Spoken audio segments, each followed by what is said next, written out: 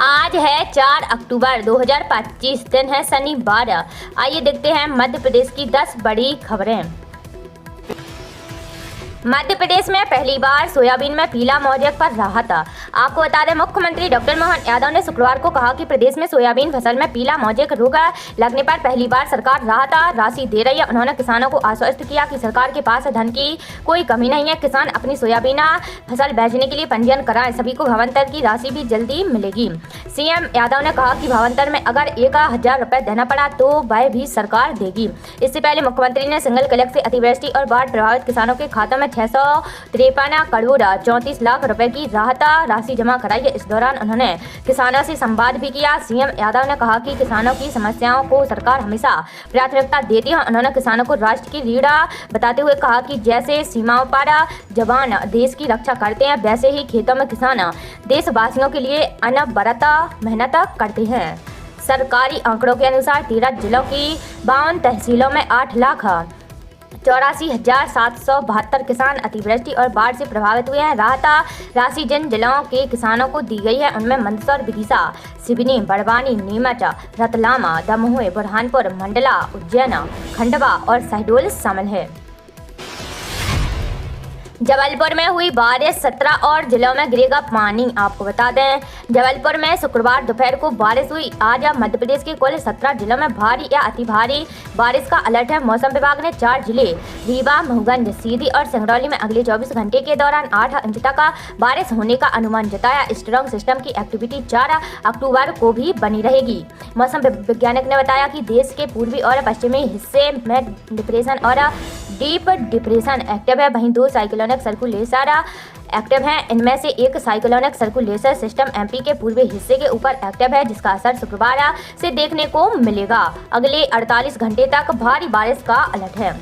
मौसम विभाग ने रीवा, महूगंज, सीधी और सिंगरौली में अति भारी बारिश का ऑरेंज अलर्ट बताया है। वहीं जबलपुर, सतना, पन्ना, मैहर, दमोह, कटनी, उमरिया, शहडोल, अनूपपुर, डिंडोरी, मंडला, नरसिंहपुर और छिंदवाड़ा में भारी बारिश का येलो अलर्ट है। रविवार से सिस्टम कमजोर होगा, हालांकि कहीं कहीं हल्की बारिश हो सकती है। स्मार्ट मीटर के विरोध में 6 अक्टूबर को भोपाल में प्रदर्शन। आपको बता दें, स्मार्ट मीटर के विरोध में 6 अक्टूबर को भोपाल में बड़ा प्रदर्शन होगा। मध्य प्रदेश बिजली उपभोक्ता एसोसिएशन के बैन रतले प्रदेश भर से उपभोक्ता डॉक्टर अंबेडकर पार्क में जुटेंगे। वे 200 यूनिट बिजली मुक्त देने, बिजली के रेट कम करने जैसी 11 मांग भी सरकार से करेंगे। इसे लेकर शुक्रवार को संगठन की बैठक हुई है और रणनीति तैयार की गई है।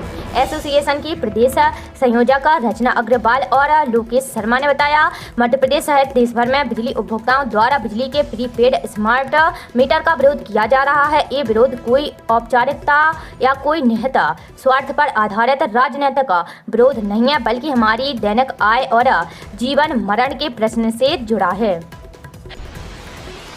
बैंक चेक आज से कुछ ही घंटों में क्लियर होगा। आपको बता दें, रिजर्व बैंक ऑफ इंडिया यानी आरबीआई चेक क्लियरेंस सिस्टम में आज से बड़ा बदलाव करने जा रहा है। इसके तहत चेक का अमाउंट जमा करने के बाद कुछ ही घंटों में प्रोसेस होकर खाते में आ जाएगा। अभी चेक क्लियर होने में 2 दिन तक का समय लगता है। ये नया system continuous clearing and settlement है। इसके लागू होने के बाद बैंक चेक को स्कैन करेंगे, प्रेजेंट करेंगे और कुछ ही घंटों में पास कर देंगे।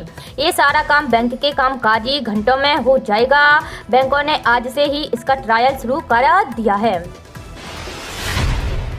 आधार अपडेट कराना 25 रुपये तक महंगा। आपको बता दें, UIDAI ने आधार अपडेट करने की फीस 25 रुपये तक बढ़ा दी है। नई फीस 1 अक्टूबर से लागू कर दी गई है, जो 30 सितंबर 2028 तक प्रभावी रहेगी। इसके बाद फिर से समीक्षा होगी और 1 अक्टूबर 2028 से 30 सितंबर 2031 तक के लिए फीस में बदलाव होगा। नई दरों के अनुसार नया आधार बनवाना सभी के लिए फ्री रहेगा, लेकिन नाम, पता और डॉक्यूमेंट्स बदलवाने जैसी सर्विसेज के लिए पहले 50 रुपये लगते थे, अब 75 रुपये लगेंगे। इसी तरह बायोमेट्रिक अपडेट जैसी सर्विस के लिए 100 रुपये की जगह अब 125 रुपये लगेंगे। वहीं बच्चों का आधार अपडेट करवाना फ्री रहेगा। पीएम मोदी 4 अक्टूबर को युवाओं के लिए शुरू करेंगे 62,000 करोड़ रुपए की योजनाएं, बिहार पर विशेष जोर। आपको बता दें, प्रधानमंत्री नरेंद्र मोदी आज सुबह करीब 11 बजे नई दिल्ली स्थित विज्ञान भवन में युवाओं के लिए 62,000 करोड़ रुपए से अधिक की योजनाओं की शुरुआत करेंगे। इस दौरान कौशल दीक्षांत समारोह का चौथा संस्करण भी आयोजित होगा, जहां 46 ITI टॉपर्स को सम्मानित किया जाएगा। विसर्जन जुलूस में घुसी बोलेरो, 2 की मौत। आपको बता दें, पन्ना जिले के कबई थाना क्षेत्र के अंतर्गत खमरिया मोड़ पर गुरुवार रात तेज रफ्तार बोलेरो दुर्गा प्रतिमा विसर्जन जुलूस में घुस गई। हादसे में 15 लोग घायल हो गए थे। इनमें से 2 लोगों की इलाज के दौरान मौत हो गई है। विरोध में शुक्रवार दोपहर ग्रामीणों ने खमरिया मोड़ पर चक्का जाम कर दिया है। प्रशासन के आश्वासन के बाद 5 घंटे बाद लोग माने। बाकी घायल कटनी जिला अस्पताल में भर्ती हैं।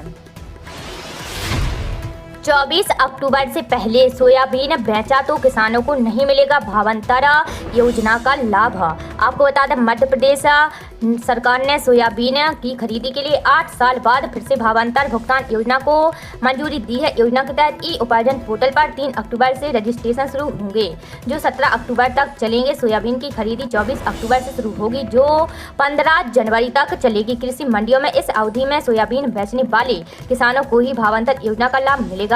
24 अक्टूबर से पहले मंडियों में सोयाबीन बेचने वाले किसान भावांतर योजना के दायरे में नहीं आएंगे। पंजीकृत किसान और उनके रकबे के सत्यापन की प्रक्रिया राजस्व विभाग के माध्यम से होगी। किसानों के भावांतर की राशि पंजीयन के समय दर्ज बैंक खाता में सीधे हस्तांतरित की जाएगी। किसान द्वारा ई पोर्टल पर पंजीयन अनिवार्य होगा। केंद्र सरकार ने वर्ष 2025-26 के लिए सोयाबीन का न्यूनतम समर्थन मूल्य 5,328 रुपये प्रति क्विंटल तय किया है।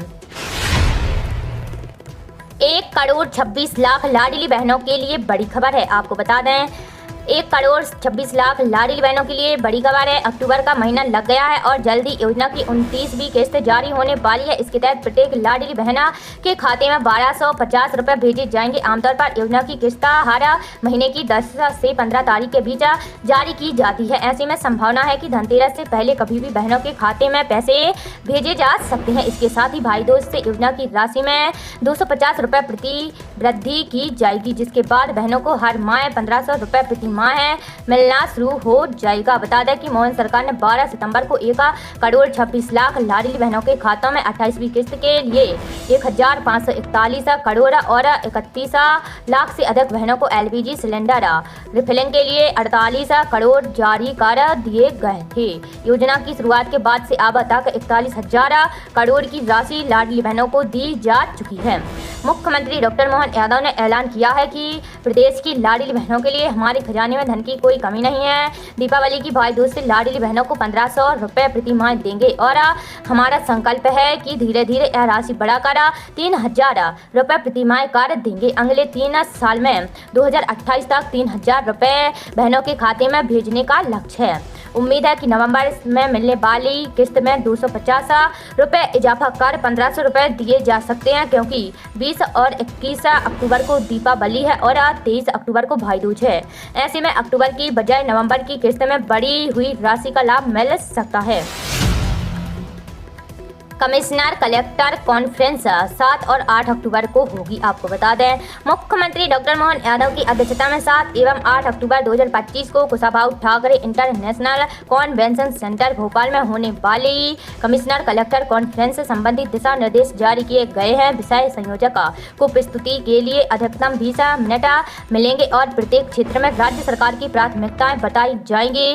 राज्य सरकार के विजन के अनुरूप केंद्र और राज्य सरकार की क्षेत्रीय प्रमुख योजनाओं और कार्यक्रमों में सर्वश्रेष्ठ 5 और कमजोर 5 जिलों की समीक्षा की जाएगी। कॉन्फ्रेंस में कलेक्टरों के सुझाव पर ध्यान केंद्रित कर आने वाले विशिष्ट समस्याएं और मुद्दे तथा जिला स्तर पर उस क्षेत्र के साथ अन्य किसी क्षेत्र में उनके द्वारा किए गए नवाचार पर चर्चा की जाएगी।